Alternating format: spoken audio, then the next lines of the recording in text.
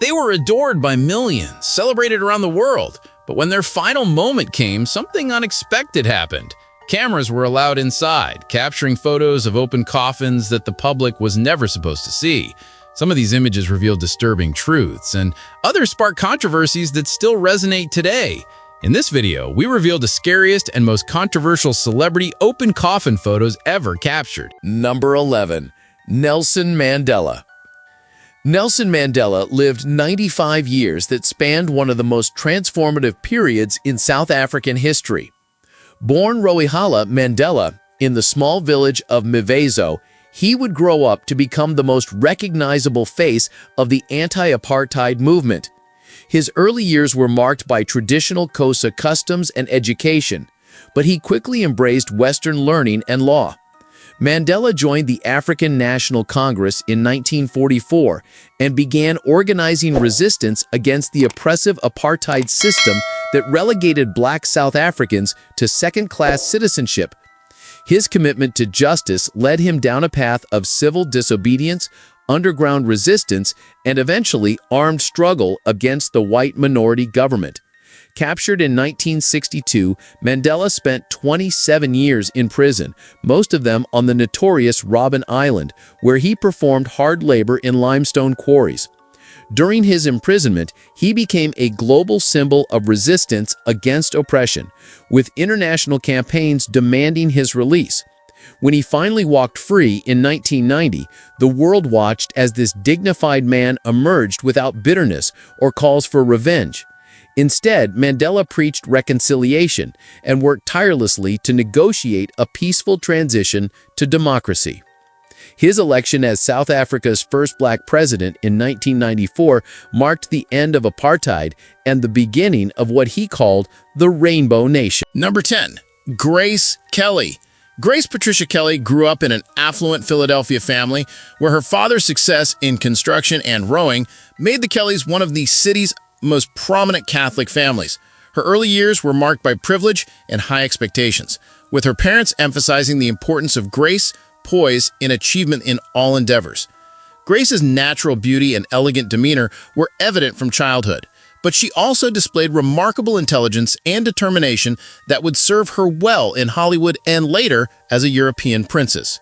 Her modeling career began while she was still in high school, leading to small television roles that showcased her natural acting ability and photogenic qualities. The transition to Hollywood came when she was discovered by director Fred Zinnemann, who cast her in High Noon, opposite Gary Cooper, establishing her as a serious, dramatic actress. Her collaboration with Alfred Hitchcock in films like Dial M for Murder, Rear Window, and To Catch a Thief revealed her ability to project both vulnerability and strength, making her one of the most sought-after actresses of the 1950s. The Academy Award for Best Actress for The Country Girl in 1955 validated her dramatic range and established her as one of Hollywood's elite performers. Her fairy tale romance with Prince Rainier III of Monaco began when she attended the Cannes Film Festival in 1955, leading to their marriage in 1956 that was broadcast worldwide as the wedding of the century.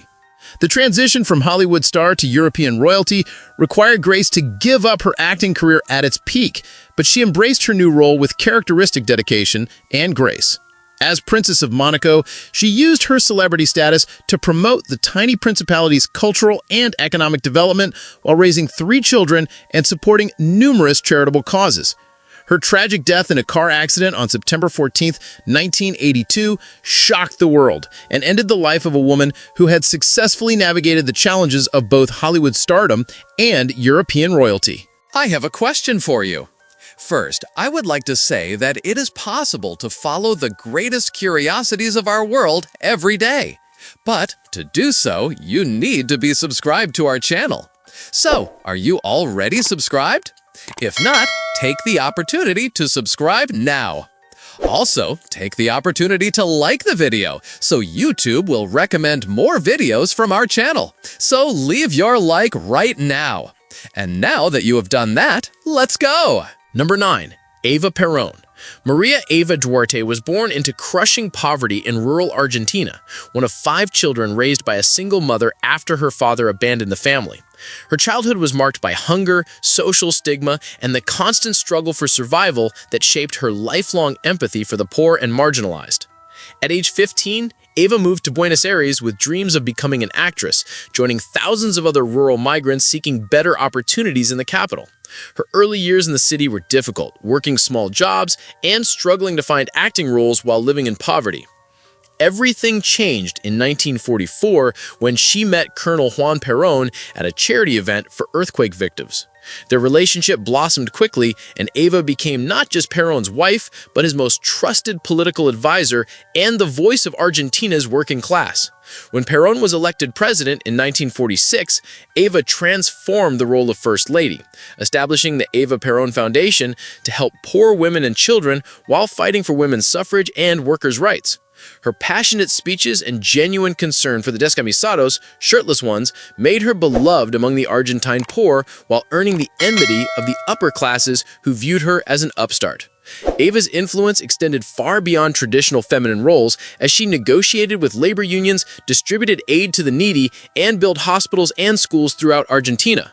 Her political power was so significant that she was virtually co-president, though she declined the vice presidency due to military opposition. When cancer began to ravage her body in 1951, Ava continued working despite intense pain, making her final public appearance at Perón's second inaugural celebration, where she had to be supported to stand. Her death on July 26, 1952, at age 33, prompted unprecedented grief throughout Argentina, as millions mourned the woman they called Evita. Number 8. Bruce Lee. Bruce Lee's death on July 20th, 1973, at age 32, stunned the world and cut short the life of a man who had revolutionized martial arts and challenged Western perceptions of Asian culture. Born Lee Jun-fawn in San Francisco while his parents were touring with the Cantonese Opera, he spent his early childhood in Hong Kong, where he began studying Wing Chun Kung Fu under the legendary master Yip Man. His introduction to martial arts came partly from necessity, as he was frequently involved in street fights, leading his parents to enroll him in formal training to channel his aggressive energy constructively. As a teenager, Bruce appeared in several Hong Kong films, but his parents sent him to America in 1959 to complete his education and avoid the juvenile delinquency that seemed to be claiming many of his peers. At the University of Washington, he studied philosophy while supporting himself by teaching martial arts, developing the teaching methods and philosophical approach that would later influence his martial arts system. His marriage to Linda Emery, a white American woman, was controversial at the time, but reflected his belief in breaking down racial and cultural barriers through personal relationships. The development of Jeet Kune Do, his martial arts philosophy, emphasizing practical effectiveness over traditional forms, challenged the rigid hierarchies and secret knowledge systems of traditional martial arts schools. His television role as Kato in The Green Hornet made him famous in America, but Hollywood's reluctance to cast Asian actors in leading roles frustrated his ambitions for mainstream stardom. Returning to Hong Kong, Bruce revolutionized action cinema with films like The Big Boss, Fist of Fury, and Way of the Dragon, which showcased realistic fighting techniques and philosophical depth rarely seen in martial arts movies. His final completed film, Enter the Dragon, was designed specifically for international audiences and established him as a global superstar, though he died just weeks before its release. Number 7. Michael Jackson. Michael Jackson's life began in a small house in Gary, Indiana, where the sounds of Motown and soul music filled the air as the Jackson family discovered their musical talents. Born the 8th of 10 children, Michael showed extraordinary musical ability from early childhood, joining his brothers in the Jackson 5 when he was just 6 years old. The group's meteoric rise to fame made Michael a child star, but it also robbed him of a normal childhood as he spent his formative years touring, recording, and performing instead of playing with friends or attending regular school. His transition from child star to adult superstar was marked by the release of Off the Wall in 1979, which established him as a serious artist capable of transcending racial and musical boundaries.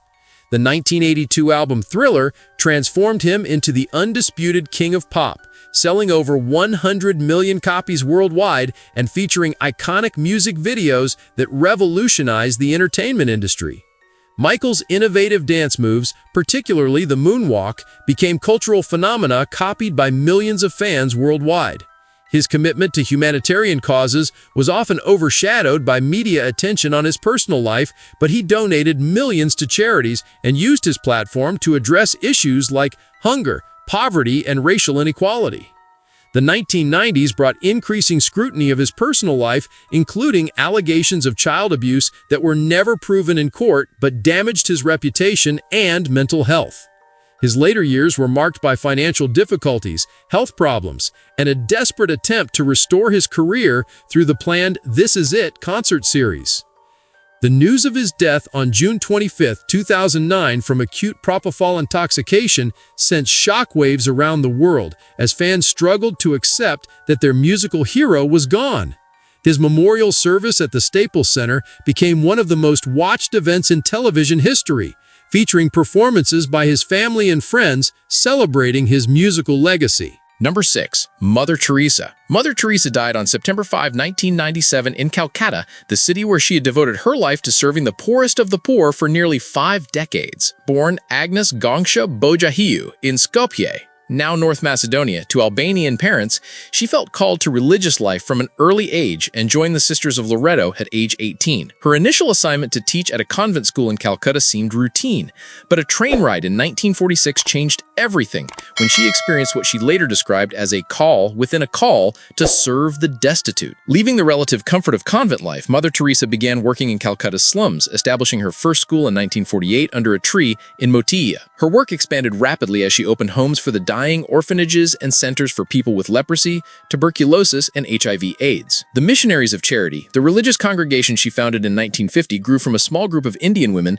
to an international organization operating in over 130 countries. Her approach was simple but revolutionary, treating each person with dignity regardless of their condition, offering comfort to those whom society had abandoned, and providing a peaceful death to those who had lived in misery. The Nobel Peace Prize in 1979 brought international recognition to her work.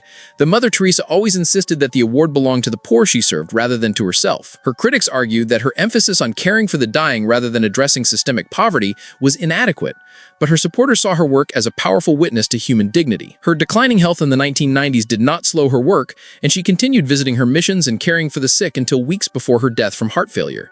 The Indian government accorded her a state funeral, a rare honor for someone who was not an Indian citizen, reflecting the nation's gratitude for her service. Number 5. Emmett Till. Emmett Till's story started like any teenager's summer vacation. The 14-year-old from Chicago was visiting relatives in Mississippi during August 1955, excited about experiencing the South for the first time. Born into a working-class family, Emmett showed early signs of leadership and confidence that would tragically lead to his death. His mother, Mamie Till Mobley, had raised him with strong values and the belief that he could achieve anything despite the racial tensions of the era. The young boy loved baseball, enjoyed making people laugh, and dreamed of becoming a professional athlete. His infectious personality made him popular among friends and family members who described him as fearless and full of life. However, this fearlessness would become his downfall when he allegedly whistled at a white woman named Carolyn Bryant in a local store. The accusation, later recanted by Bryant decades later, set in motion a chain of events that would change American history forever. Roy Bryant and his half-brother J.W. Milam kidnapped Emmett from his great-uncle's home in the middle of the night.